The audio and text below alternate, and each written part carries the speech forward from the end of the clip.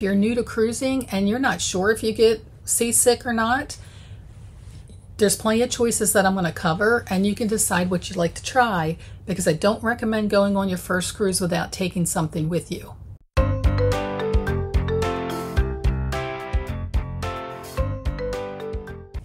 Obviously, if you know you get motion sickness, you probably already have your go-to product. And I'm not here to convince you to switch up what you're doing today. I'm just going to share with you what I do and what I know others do, and then you can make a decision. I have been getting motion sick since I was a child.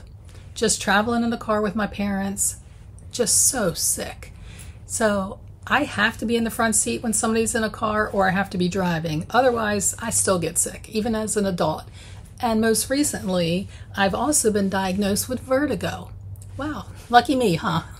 So being on a boat is no different. Probably worse, because you're inside a lot more and you're not able to see that horizon.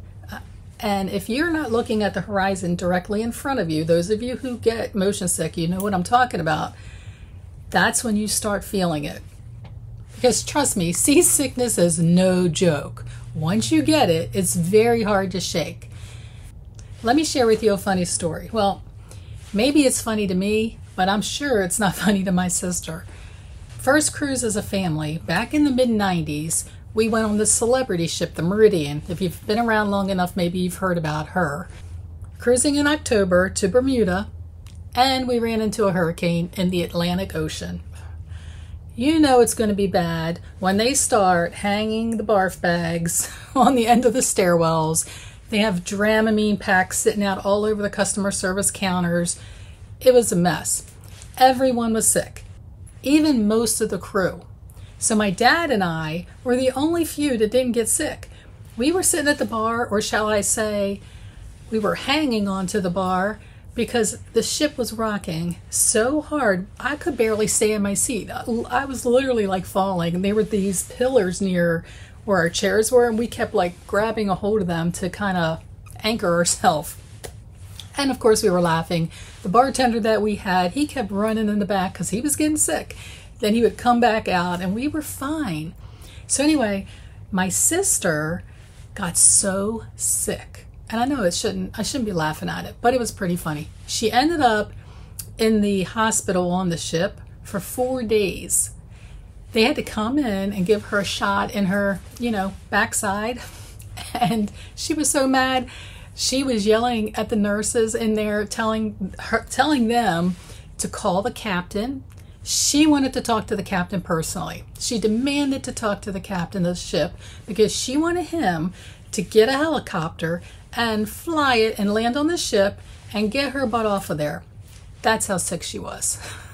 It was terrible. So she has never, ever been on another cruise. And it's kind of sad because everybody else in the family, we love to cruise. And, I'm the one with the motion sick problem. Maybe she never got car sick, so I don't know why she got so seasick, but she never got car sick. But she did in that hurricane, that's for sure. So how did I prevent myself from getting so sick when I probably should have been just as sick as my sister? I take Bonine. For those of you who haven't heard of it, here it is. Bonine, Bonine. They have different versions of it. They have the adult version, which is what I have, and they have a children's version. And I recently learned from a friend from Crazy Legs Travel that they also make one with ginger, because ginger also settles your stomach. So I'm going to be on the lookout for that one. But I take Bonine, and I just take one every morning before I brush my teeth, and I'm good for the day because Bonine lasts 24 hours. Sometimes I start taking the Bonine maybe a day before I leave on my cruise, but they recommend just making sure that you take it an hour before you leave. It's a non-drowsy formula. I don't get drowsy. I do drink on the ship, and I don't have any type of side effects. So recently, I knew that we were going out on a ship that was going to have some bad weather because there was this big storm coming up the Atlantic. We were leaving out of New Jersey on this boat. And I went to my doctor and I said, look, I know we're going to hit rough seas. I always take Bonine, but is there anything that is better than Bonine? So she said, yes. She said, I have a patch. It's a prescription patch. Pick it up. She's like, you know, put it behind your ear. She said, don't take Bonine with it. Make sure you don't touch it. You know, she gave me all the little do's and don'ts of this patch.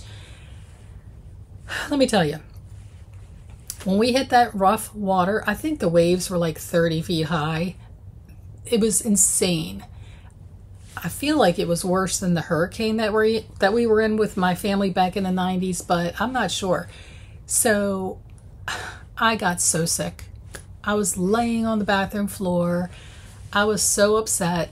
So I ripped the patch off, and here goes my shoe rack, right? So my shoe organizer's there. I'm laying on the bathroom floor, and I'm looking for, I grab my Bonine.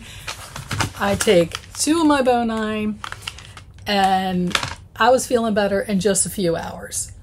I will never use anything else. In addition, I think that patch was making me, even before the waves started coming along, that patch made me a little dizzy at times, and I hear other people complaining about the same side effects with the patch.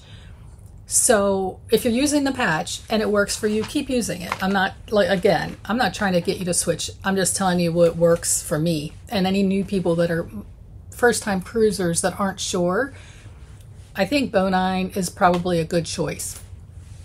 Some of the other things that you guys might be using out there, Dramamine, that's been around forever. That is similar to Bonine. It's a different type of medication that's in the Dramamine, and it can cause drowsiness. I know they have non-drowsiness Dramamine now.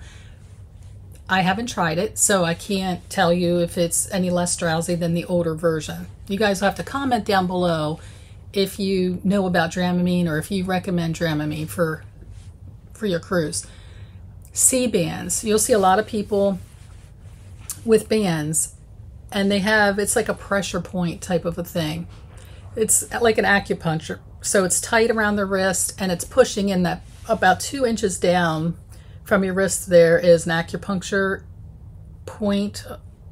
I guess that's the reference that you say, but it's right around here, pushing that in, and you do it on both wrists.